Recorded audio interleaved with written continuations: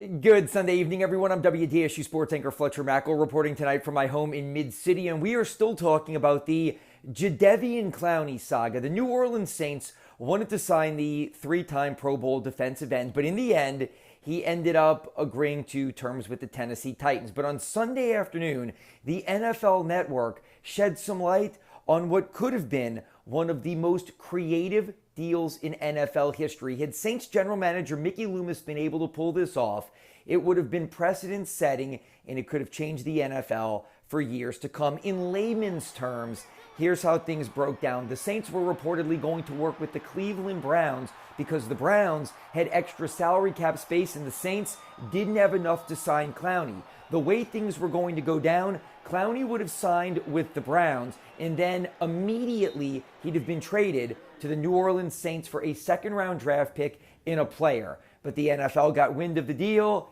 and they nixed it. Credit to Mickey Loomis for trying to find a creative way to get a star player down here to New Orleans. Now, even without Jadeveon Clowney, the Saints are still loaded for bear, so to say. They're one of the favorites to win Super Bowl 55 next February. Earlier this week, I caught up with Michelle Tafoya from NBC Sports, and we talked all about Drew Brees. And I asked her, does Brees have to make it back to the Super Bowl in what most believe will be his final NFL season to fulfill his illustrious NFL career, to be on the same footing with Peyton Manning, Brett Favre, Tom Brady, Joe Montana, Steve Young, all guys who played in multiple Super Bowls? I think Drew Brees has had a Hall of Fame career, and I don't think there's any ifs, ands, or buts about that. So if he doesn't get back, I'm sure it's going to stick in his craw, but it will not diminish his career in my eyes at all. On Sunday afternoon, the Saints released their practice squad for 2020, and because of COVID, the rules have been relaxed this year and the roster has been expanded, so veteran players can be on the practice squad. Therefore, receiver Benny Fowler and defensive lineman Margus Hunt are on the practice squad, as is linebacker Joe Bachie, a young player the Saints like, veteran Anthony Chickillo, wide receiver Lil Jordan Humphrey, and 2020 draft pick, former quarterback, now tight end, Tommy Stevens. The Saints, of course, opened the season 1 week from today in the Dome against Tom Brady and the Tampa Bay Buccaneers, and Brady has a new running back, New Orleans native Leonard Fournette. And check this out, Leonard has a new jersey with his new team. He'll be number 28 in Tampa, the last running back, famed running back, to wear 28 with the Bucs, another prominent Louisianian, Warrick Dunn, back in the late 90s and early 2000s.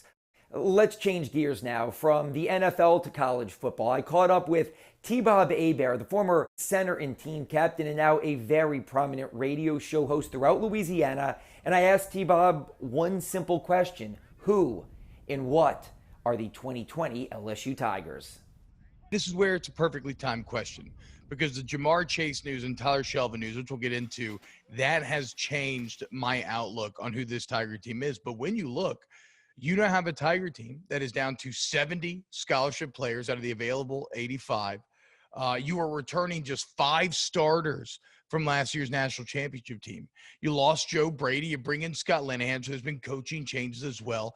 And then obviously you're going from Joe Burrow, the greatest LSU player of all time, to an unknown commodity, and Miles Brennan, one that just lost his best weapon. So the unfortunate answer to who are these LSU Tigers is we don't really know. Now, I still believe that they have a great amount of talent on this team, but that's why I was still very hopeful on this season, like 8-2, something like that. But that took a major hit when you lose Ja'Marr Chase, who is your best NFL prospect on the team, definitely the best on offense. And then Tyler Shelvin, who arguably was your best draft eligible defensive prospect. So it's been a hell of a news cycle for LSU, and Coach O's ability to sustain success is going to be tested in an immediate and intense way here 1 year after that national championship.